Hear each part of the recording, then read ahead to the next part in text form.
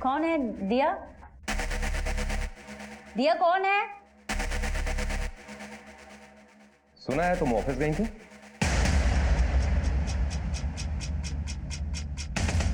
दिया? दिया? दिया? तुम यहाँ क्यों आया? यही पूछने के लिए कि तुमने एप्लीकेशन दी है, डिपार्टमेंट चेंज करना चाहती हो, मेरे साथ काम नहीं करना है। दिया, तुम अपने कमरे में जाओ और अपना दरवाजा ठीक से बंद कर लेना। जाओ। सीधी बात तुम्हारे समझ में नहीं आती? क्यों मेरे पीछे पड़े हो? चाहते क्या हो? देखो, तुम्हारे पति ने तुम दोनों के लिए ही खुदकुशी की। आशा भाई, कोमल, क्या है? बार-बार क्यों आते हैं इसे तंग करने के लिए? निकलो यहाँ से, निकल लेना। आशा भाई, गया क्या वो? हाँ। कोमल, तू इसकी पुलिस में कंप्लेंट क्यों नहीं करती? या फिर किसी वकील से मिल, वो कुछ बताएगा तुझे। बार-बार तंग करने आता है यहाँ पे। कोमल की जिंदगी में क्या चल रहा था? कोमल के घर आया इंसान क्या चाहता था? कोमल क्यों अपने पति की पोजीशन पे काम नहीं करना चाहती थी? इतना तो तय था कि इस अंधेरी दुनिया में अपराध का लावा फटने को था।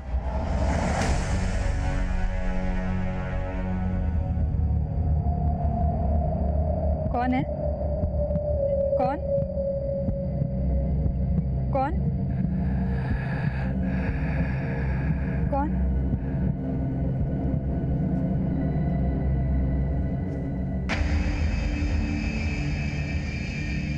कौन? दिया, मैं जल्दी से काम खत्म करके आ जाऊंगी बेटा। मदन जी। कौन? मैं कोमल। हाँ। दिया। वाह वाह वाह, कैसी हो कोमल? ठीक हूँ मदन जी। मदन जी, एक रिक्वेस्ट थी आपसे। वो मुझे कुछ अर्जेंट काम है, बाहर जा रही हूँ, थोड़ी देर आप इसे अपने पास रख सकते हैं? तंग नहीं करेगी, समझा दिया मैंने। अरे तंग कैसा, हम लोग तो मजे करेंगे, है ना दिया बेटिया? दिया, मजे कब, होमवर्क पहले। हाँ, मैं आती हूँ। आओ आओ आओ।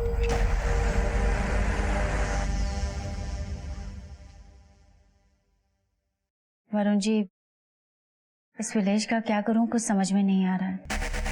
फिर से आया था, सोच रही हूँ कि पुलिस में कंप्लेन कर दूँ, पर अगर मैंने पुलिस में कंप्लेन की तो जो नौकरी मुझे मिलने वाली है वो भी शायद नहीं मिलेगी। मैं सोच रही हूँ कि किसी वकील से सलाह मशवरा करके देखूँ किसका क्या करना चाहिए। कोमल, तुम उस जॉब ऑफर को छोड़ क्यों नहीं देती? उससे उस विलेज से भी छुटकारा हो जाएगा तुम्हारा। तुम यहाँ पे जब तक चाहो काम कर सकती हो।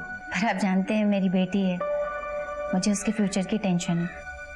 क्या है ना वरुण जी, वो सरकारी नौकरी है, पैसे भी यहाँ से 3 गुना ज्यादा मिलेंगे। खैर कोई नहीं, 1 मिनट। मेरा एक लॉयर दोस्त है, अभिषेक गोगटे नाम है उसका, मैं उससे फोन पे बात करता हूँ, देखते वो क्या कहता है। हाँ।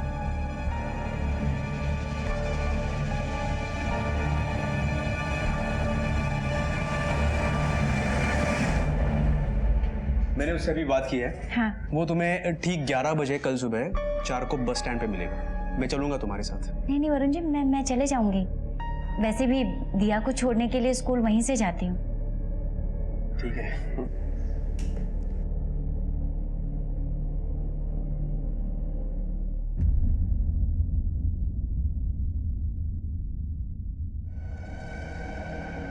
अच्छा मदन जी, आती हूँ मैं। Thank you. चलो। कैसा रहा? अंकल को तंग तो नहीं किया था ना? होमवर्क किया? दिया? मम्मा, अगली बार मुझे आप कहीं पे जाओगे तो मुझे अपने साथ लेना, अंकल के घर पे मत छोड़ना। क्या किया उन्होंने? कुछ गलत तो नहीं किया तेरे साथ? इधर उधर छुआ तो नहीं? मैं अभी चल के पूछती हूँ उनसे। नहीं, बस मुझे अच्छे नहीं लगते। अच्छा ठीक है, नहीं छोड़ूंगी।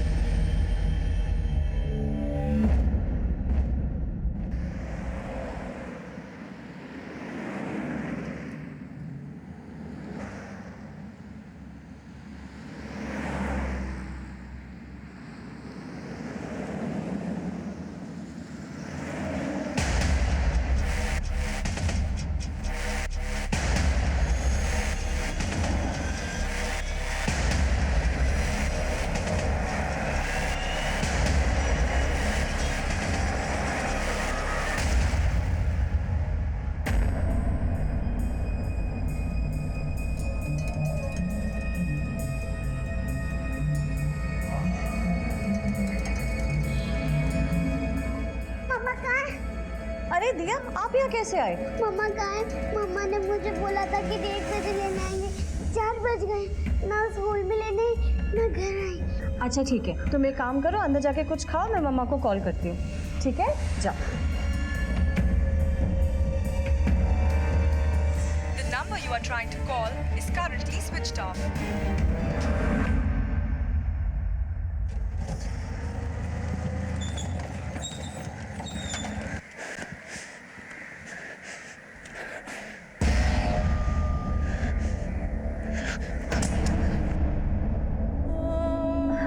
अरे कोमल, ये क्या हुआ? कोमल, कोमल, कोमल।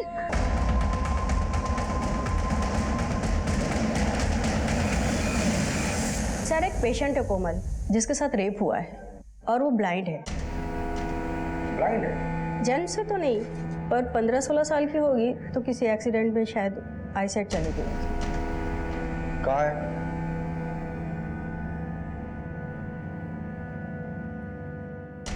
कोमल जी, किसने किया ये सब कुछ? क्या सर? कुछ नहीं सर, कुछ तो नहीं किया।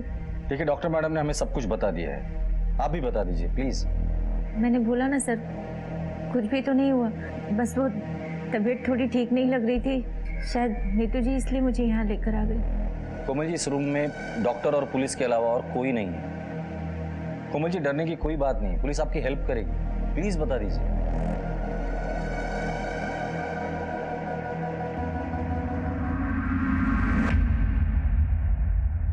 सर, आज सुबह मैं लॉयर से मिलने के लिए 4 को बस स्टॉप पर गई थी।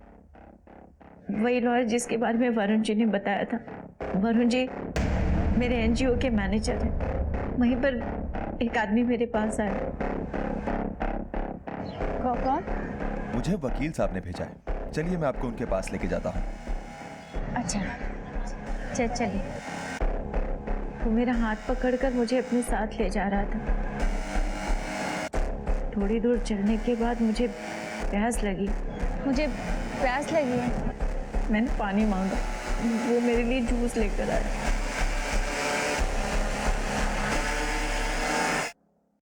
फिर वो मुझे किसी बिल्डिंग में लेकर गया।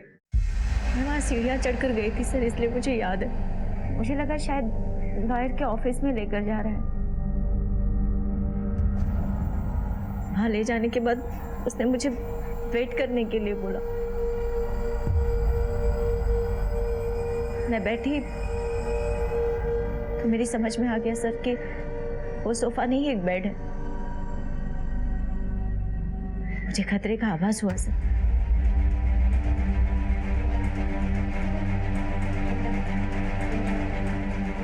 मैं वहां से जाने के लिए निकली।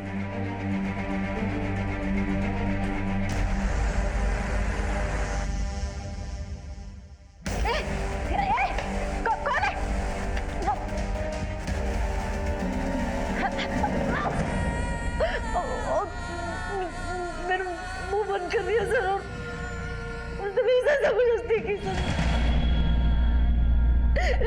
मैं कुछ नहीं कर पाई सर, मैं कुछ नहीं कर पाई।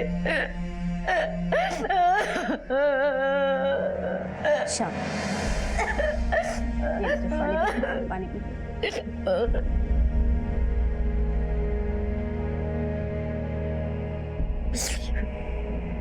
कोमल जी, जिस आदमी ने आपके साथ ये सब कुछ किया, क्या आप उसे जानती है?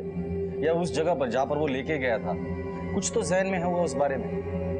नहीं सर, मैंने उसकी आवाज भी पहली बार सुनी थी, लेकिन वो मुझे अच्छी तरह से जानता है।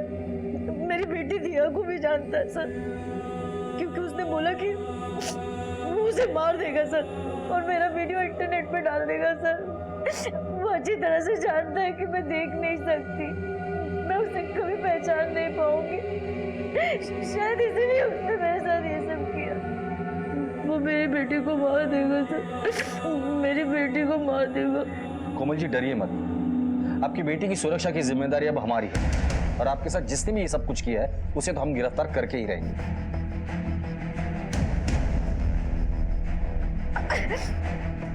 कोमल के साथ दुष्कर्म हुआ था वो देख नहीं सकती थी, इसलिए कोई भी सुराग पुलिस को मुहैया कराने में नाकाम थी। पुलिस के लिए ये केस अब एक चुनौती बन गया था, लेकिन इस मुश्किल केस को हल करने के लिए पुलिस ने कमर कस ली थी। सर मुझे अब भी ये सोच के बहुत अजीब लग रहा है कि कोई इंसान किसी नेत्रहीन औरत के साथ बलात्कार जैसा घिनौना काम कैसे कर सकता है। मनीष, ये जिस किसी ने भी किया है वो कोमल को बहुत अच्छी तरह से जानता था। उसे पता था कि कोमल की एक बेटी है और अपनी बेटी के साथ अकेली रहती है। लेकिन सर अगर कोमल को यही नहीं पता कि उसके साथ ये सारा कांड किसने किया है तो हम मुजरिम तक पहुंचेंगे कैसे। कोमल को ना ये पता है कि उसका रेपिस्ट कौन है, वो देख नहीं सकती, वो पहचान नहीं पाएगी, और ना ही उसको ये पता है कि चारकोप में एग्जैक्टली कौन से एरिया में उसके साथ ये सब कुछ हुआ है।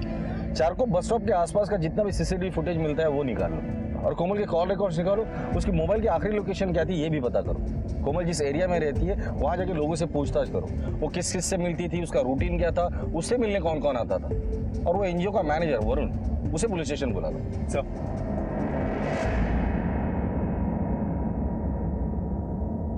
वरुण, एक औरत जो देख नहीं पाती उसे अकेले तुमने भेज दिया था लॉयर से मिलने के लिए, क्यों?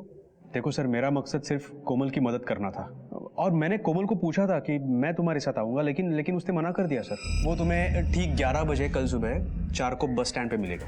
मैं चलूंगा तुम्हारे साथ। नहीं वरुण जी, मैं चले जाऊंगी। आप चाहे तो उसे पूछ सकते हो। आज सुबह से कहाँ थे तुम? एनजीओ में ही था।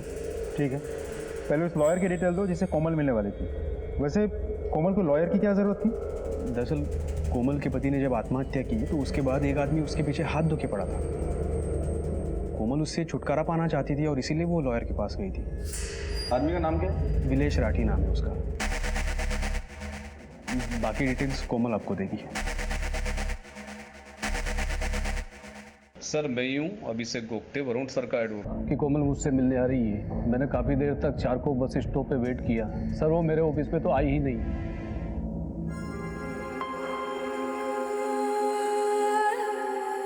मम्मा आप ठीक हो ना? आप स्कूल नहीं आए थे तो मैं बहुत डर गई थी। बेटा वो आज नई जॉब के एप्लीकेशन देने गई थी ना, तो लेट हो गया, आगे से नहीं होगा, सॉरी। मम्मा आपको चोट कैसे लगी? वो जल्दी जल्दी आ रही थी ना तुम्हारे स्कूल के लिए, स्लिप हो गई। कोमल, कोमल मैंने खाना बना दिया है, खाना खा लेना। हाँ दिया, दरवाजा बंद कर लेना।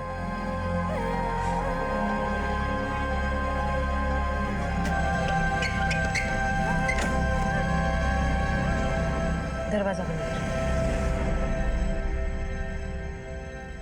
उसका नाम विलेश राठी है सर। जिस स्टेशन पर मेरे पति सुनील अनाउंसर का काम करते थे वो वहीं पर सुपरवाइजर है सर। उस समय मेरे पति के प्रमोशन की बात चल रही थी, लेकिन उसने उनके सामने एक बहुत ही घटिया सी शर्त रखी। कैसी शर्त? सर वो मेरे साथ, सर मेरे पति ने उसकी उस बकवास को नजरअंदाज कर दिया, लेकिन उसकी वजह से उसने उनका प्रमोशन रुकवा दिया। वो प्रमोशन हमारे लिए बहुत ज़रूरी था सर। अगर वो प्रमोशन हो जाता तो उनकी सैलरी 15,000 से बढ़कर 40,000 हो जाती। इसकी वजह से सुनील बहुत परेशान रहने लगे थे सर। प्रमोशन तो रुक ही गई है, शायद नौकरी भी हाथ से निकल जाए। समझ में नहीं आ रहा क्या करूं। विलेश भाई तो मेरी मजबूरी का फायदा उठाना चाहते हैं बस। विलेश ने सुनील को इतना परेशान किया सर कि एक दिन सुनील ने अपनी जान ले ली। पापा उठो पापा। दिया क्या हुआ बेटा?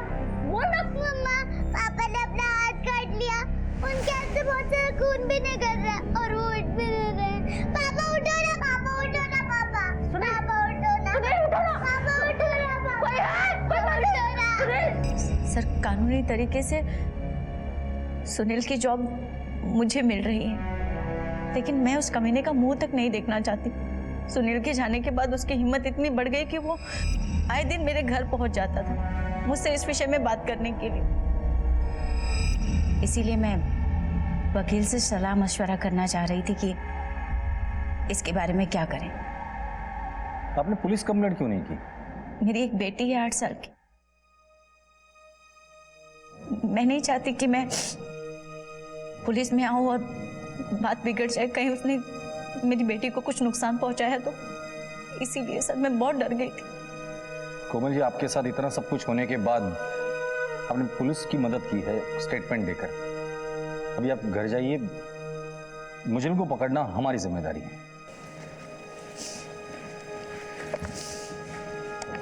Thank you sir.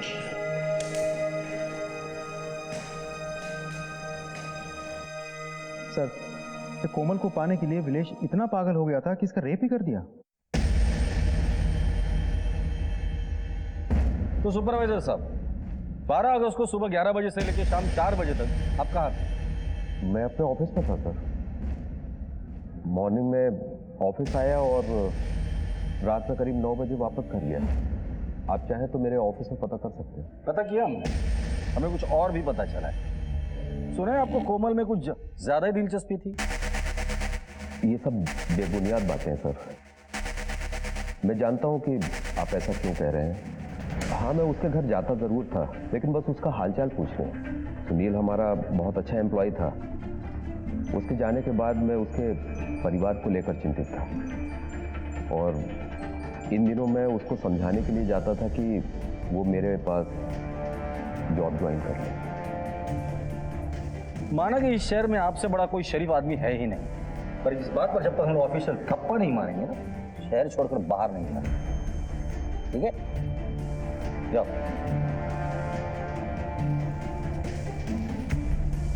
बहुत शातिर आदमी है, नजर रखना इस पर। इसकी ट्रायंगुलेशन रिपोर्ट निकालो, स्पेशली 12 अगस्त की। देखो कोमल, मैंने तुम्हें पहले ही कहा था कि तुम और दिया यहाँ आके रहो, यहाँ ज्यादा सेफ है। लेकिन अब ये हादसे के बाद तो यहाँ की औरतें बहुत डरी हुई है और हमारी एनजीओ की भी काफी बदनामी हुई है। देखिए, मेरे साथ जो हुआ उस घाव को मैं अकेले बर्दाश्त कर लूंगी, लेकिन अगर ये बात मेरी बच्ची उसे पता चले कि उसकी माँ के साथ रेप हुआ है तो वो बर्दाश्त नहीं कर पाएगी। उससे उसका बचपना छिन जाएगा।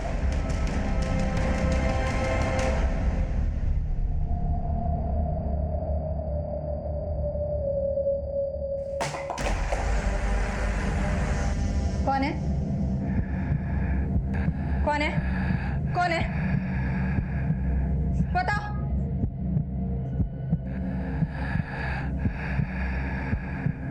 के आधार पर हम ये कह सकते हैं कि मुजरिम विलेश ही है। और विलेश के कॉल डिटेल्स भी चेक किए मैंने। उस दिन चारकोप में उसका मोबाइल एक्टिव नहीं था। हो सकता है वो अपना मोबाइल घर पर ही छोड़ कर गया हो, नजर रखना उस पर। सर मैंने 12 अगस्त की चारकोप की सारी सीसीटीवी फुटेज चेक की, जिसमें मुझे एक बात खास मिली।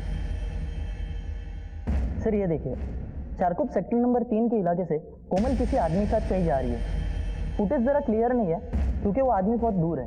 सर इस एरिया के आसपास का सारा इलाका मैंने चेक किया तो कहीं पे भी सीसीटीवी कैमरा नहीं दिखा। अब एक ही तरीका है, कोमल को इस एरिया में लेकर जाते, शायद उसकी मदद से कुछ सुराग हाथ लग जाए।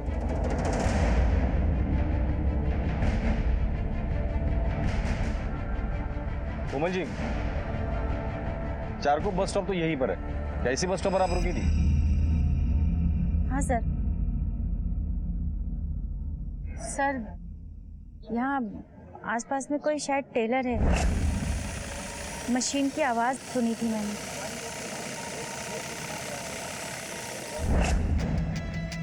जी है यहाँ टेलर।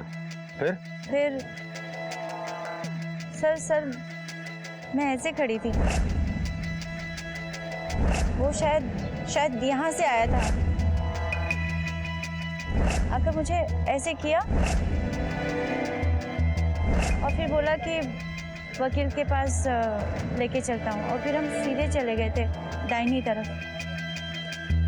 सर अभी आगे दो तीन कदम की दूरी पर कुछ है जहाँ से नीचे उतरना है। यहाँ से कहाँ गई थी आप?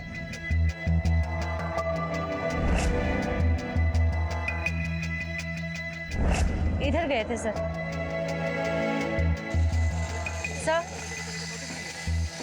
सर ये आवाज मैंने उस दिन भी सुनी थी। जी यहाँ काम चल रहा है। सर हम सही जा रहे हैं, हम सीधे गए थे और इसके बाद एक स्पीड ब्रेकर भी पड़ेगा सर। सर इसके बाद हम राइट में टर्न ले लिया था सर।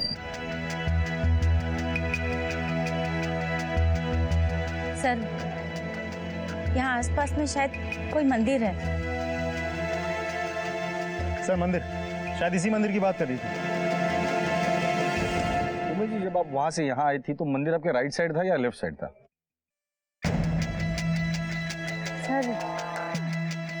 सर शायद मेरे लेफ्ट में ही था सर।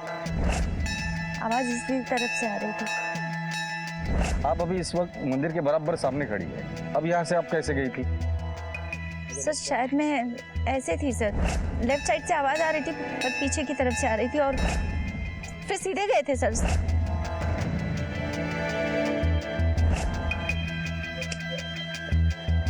सर यहाँ से रास्ता किस तरफ जाता है? लेफ्ट की तरफ। हाँ हम लेफ्ट की तरफ ही गए थे सर। थोड़ी दूर जाने के बाद पता नहीं किसी बहुत ज्यादा भीड़ भाड़ वाली जगह पे चले गए सर। चारों तरफ से आवाज आ रही थी, गाड़ियों का साउंड था सर। इस एरिया में अगर कहीं सीसीटीवी मिलता है तो चेक कर, अगर सीसीटीवी है तो उसका फुटेज। 50 कदम की दूरी पर मुझे प्यास लगी थी, वो मेरे लिए जूस लेकर आया था सर। फिर जूस सर लेके जाएंगे। सर कोमल ने हमें हॉस्पिटल में बताया था कि रेपिस्ट ने उसे सीढ़ियाँ चढ़ाई थी और किसी बेड पे बिठाया था। तो बेड तो किसी घर का या लॉज का, किसी होटल का भी हो सकता है। और आसपास यहाँ इतने सारे बिल्डिंग है सर, हम मुझे तक पहुँचेंगे कैसे? पहुँचना तो पड़ेगा, काम मुश्किल है लेकिन नामुमकिन नहीं। वैसे इस एरिया के सारे सीसीटीवी फुटेजेस मैंने चेक कर लिए हैं। मेन रोड और गलियों छोड़कर कुछ नहीं मिल रहा है। कोमल के एनजीओ के बारे में डिटेल इन्फॉर्मेशन निकालो और उसके एरिया में पूछताछ करो। अब 4 का पढ़ो। 4 1 4, 4 2 8, 4 कोमल। 12। मदन जी आइए ना, आइए ना। कैसी हो कोमल? नहीं मैंने सुना वो तुम डरना नहीं, हम है ना, घबराना नहीं। तुमसे कुछ बात करनी थी, अगर बुरा ना मानो तो। नहीं मदन जी, कैसी बात कर रहे हैं आप? बैठिए, संभाल।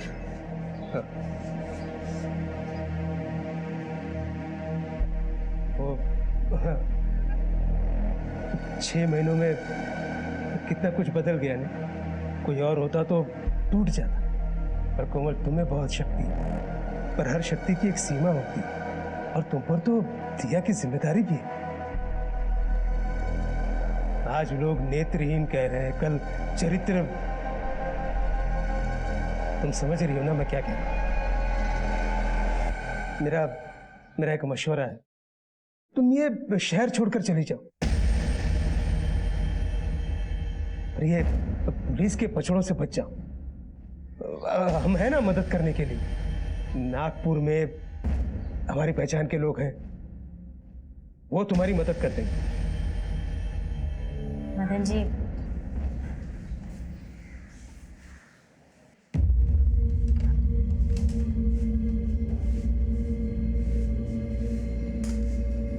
आप हमेशा मेरी हिम्मत की दाद देते हैं।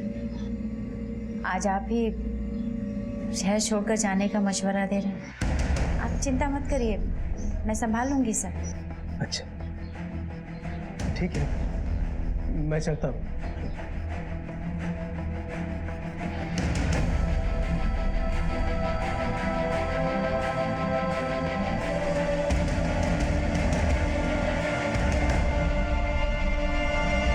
अब आप मेरे पे शक कर रहे हो? मेरा और कोमल का दर्द एक ही है, पर मैं सिर्फ उसका दर्द बांटने चाहता था कलाकारों से। और कलाकार का दिल है ना, मोम का होता है। और उसी मोमबत्ती से तुमने कोमल की जिंदगी में आग लगा दी, क्यों? सब मैंने ऐसा कुछ भी नहीं किया। 12 अगस्त को तो मैं कोमल से मिला भी नहीं। अच्छा एक बात बताओ, तुम्हारी कमाई का जरिया है सिर्फ म्यूजिक, और मुंबई जैसे शहर में सिर्फ संगीत के जरिए इतना बड़ा घर, इतने पैसे, मानना पड़ेगा। ओ साहेब, ये मेरा पुश्तैनी घर है, बाप दादा के टाइम से। सब अभी 2 साल पहले मेरी आई का देहांत हुआ है सर। ठीक है, क्या हुआ है क्या नहीं हुआ है वो तो हमें पता चल ही जाएगा, और जब तक इन्वेस्टिगेशन पूरी नहीं हो जाती या पुश्ते नहीं घर छोड़ के जाना मत। और हाँ, अगर हमें पता चला ना इस कांड के पीछे तुम्हारा हाथ है, तो तुम्हारी जो म्यूजिक और संगीत की महफिल है ना, ये उम्र भर के लिए जेल में सजेगी, इतना याद रखना।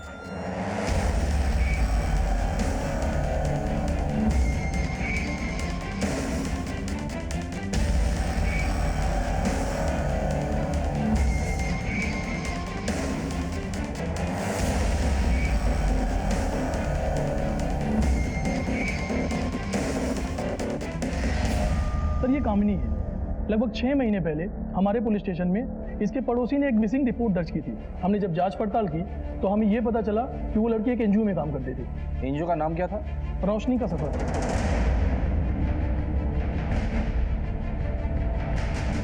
सर ये तो वही एनजीओ है जहाँ कोमल काम करती है।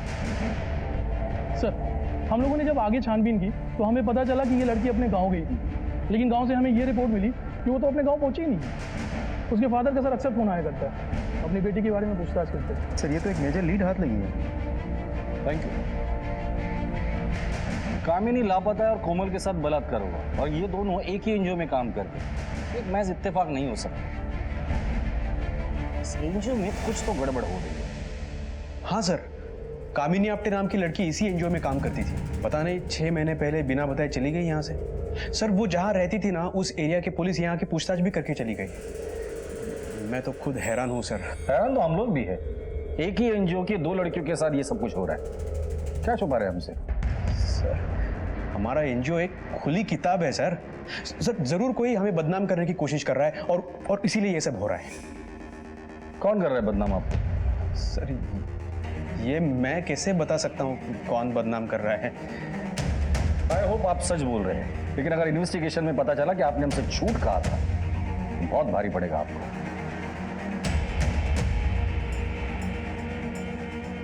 टीम कोशिश कर रही है, लेकिन अभी तक कोई लीड नहीं मिली। सर लेकर आओ। जी कहिए। सर आपने मेरी कंप्लेंट पे कोई एक्शन लिया? कौन सी कंप्लेंट? कुछ दिनों से मुझे लग रहा है कि कोई मेरा पीछा कर रहा है। कौन है? मुझे हार्म करने की कोशिश कर रहा है।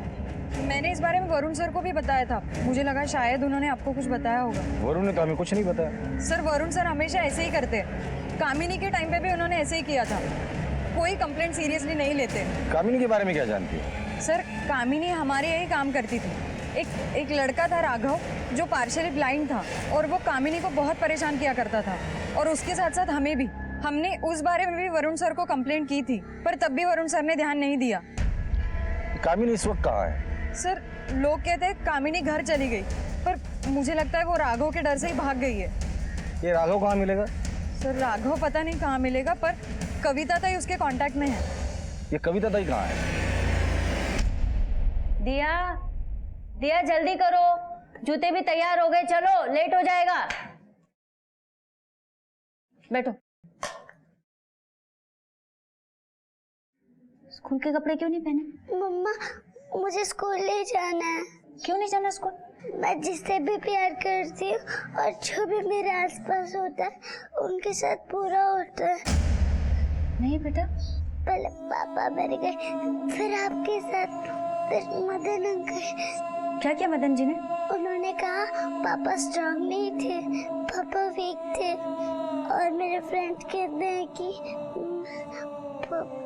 पनौती हूँ। नहीं बेटा, ऐसा नहीं बोलते। हाँ, किसने कहा कि तू पनौती है? तू तो मेरी हिम्मत है, मेरी ताकत है।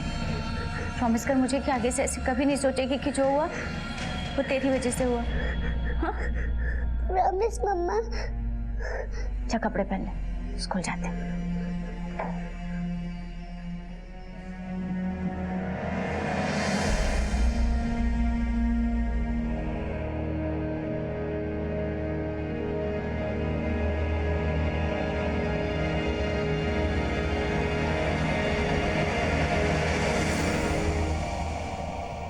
ओम, रमेश, अक्षय, वरुण, अमित, मदन, इनमें से ओम, रमेश और अक्षय एनजीओ में ही रहते हैं। कोमल इन तीनों को ट्रेन करती है।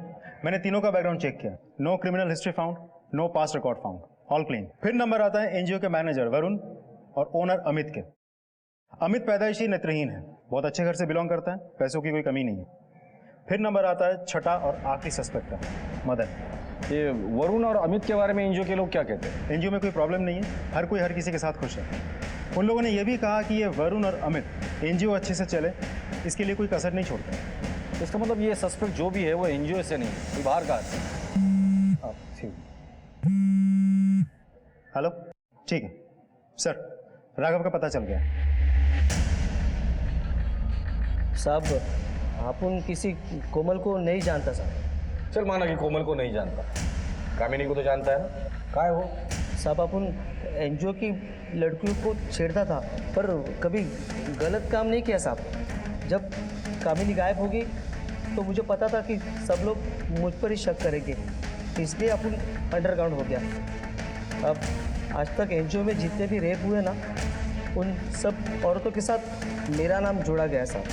तू कह रहा है एनजीओ में लड़कियों के साथ बलात्कार होता था? हाँ हाँ साहब, हाँ। झूठ मत बोल। अगर एनजीओ में लड़कियों के साथ बलात्कार होता था तो किसी ने पुलिस कंप्लेंट क्यों नहीं की? सब मैं झूठ नहीं बोल रहा हूँ साहब, सब मैं सच बोल रहा हूँ। उन सब औरतों के नाम और फ़ोन नंबर है मेरे पास। मैं मज़े करने के लिए उनको कॉल किया करता था साहब। हाँ, राघव के पास से उन औरतों के नंबर ले लो, उन्हें कांटेक्ट करो, उनका स्टेटमेंट रिकॉर्ड करो। अब तो ठोस सबूत हाथ आने पर ही वरुण पर हाथ डालो। पुलिस के हाथ आए राघव ने नए खुलासे किए थे और केस को एक नई दिशा में मोड़ दिया था। पुलिस ने अब पहले सबूत बटोरने को प्राथमिकता दी और अपनी तफ्तीश का दायरा फैला दिया। हाँ सर, ये लड़की तो बगल वाले लॉज में गई सर। लॉज का नाम हनीमून लॉज। सर, उसने मुझे धमकी दी थी कि अगर मैंने उसके बारे में कुछ बताया तो वो मेरी वीडियो इंटरनेट पे डाल देगा। सर, मैं उसकी धमकियों की वजह से चुप थी। किसने धमकी दी थी आपको? वरुण। मारो मत मुझे, मैं फटाफट बोलता हूँ सर। सारे मामले दबा के क्यों रखे थे तूने? अगर पुलिस केस हो जाता तो हमारे एनजीओ को ताला लगता सर, बहुत बदनामी हो जाती है हमारी। मैंने उन लड़कियों को झूठ बोला, मैंने कोई वीडियो नहीं बनाया सर। लेकिन सर शपथ सांप खरा बोल रहा हूँ सर, मुझे बिल्कुल नहीं मालूम कि रेप किसने किया है। मैं बस खुद को और एनजीओ को बचाना चाहता था सर। बहुत एनजीओ कर रहा है, क्या रखा है उस एनजीओ में जो एनजीओ से इतना प्यार करता है? हमारे अमित सर कुछ देख नहीं सकते और उसकी वजह से हमारे एनजीओ की पूरी जिम्मेदारी मेरे कंधों पर थी। मैं जहाँ कहूँ वहाँ वो बिना पूछे साइन करते थे सर। उसी भरोसे का फायदा उठाकर मैं एनजीओ से पैसे चुराता था सर। सर, अगर रेप की वजह से एनजीओ पे इंक्वायरी होती तो मेरा ये सच सामने आता, इसलिए मैंने ये मामला दबा के रखा सर। मुझे इस वरुण पे रत्ती भर भी भरोसा नहीं है, लेकिन एक सेकंड के लिए अगर मानते हैं कि वरुण सच बोल रहा है तो इन औरतों के साथ बलात्कार कर कौन रहा है और कहाँ कर रहा है? हाँ बोलो। मैं चारकोप के हनीमून लॉज पे हूँ। कोमल को यहीं लाया गया था। क्या सर, इनमें से कोई नहीं था कोमल के साथ में। ध्यान से देख और सच सच बता, इनमें से कौन आया था कोमल के साथ तेरे लॉज में? सर, कोई नहीं था। वो था सर, पता था।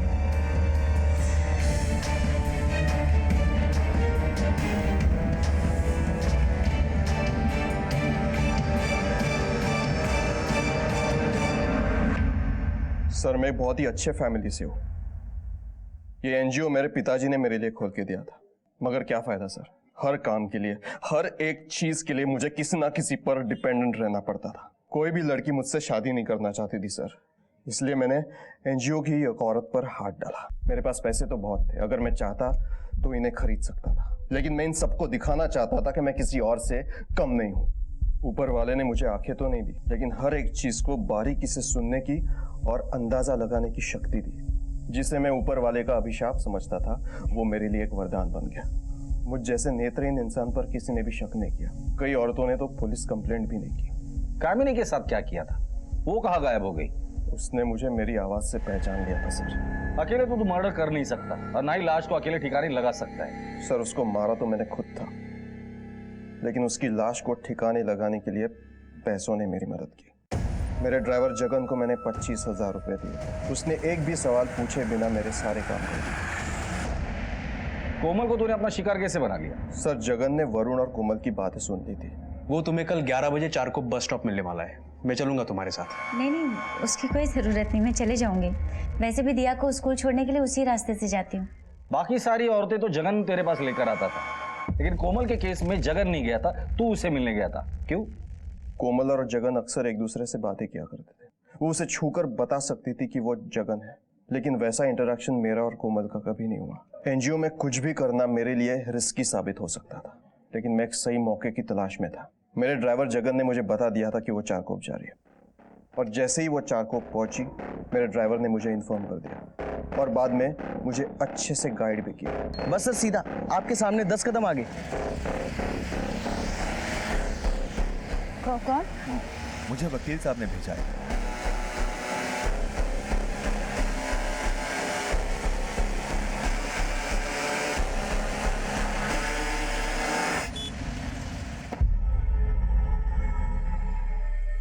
आप यहीं पर रुकिए, मैं वकील साहब को लेकर आता हूं। अगर तुमने इस बारे में किसी को कुछ भी बताया तो मैं तुम्हारी बेटी दिया को भी जान से मार दूंगा। लेकिन नीतू ने सारा खेल बिगाड़ दिया। उसने उसे हॉस्पिटल में एडमिट किया, जिसके बाद आप लोग इस केस में इन्वॉल्व हो गए। I was about to commit another perfect crime, sir. कुछ दिनों से मुझे लग रहा है कि कोई मेरा पीछा कर रहा है। इस दुनिया में आज तक ना ही परफेक्ट क्राइम हुआ है और ना ही होगा।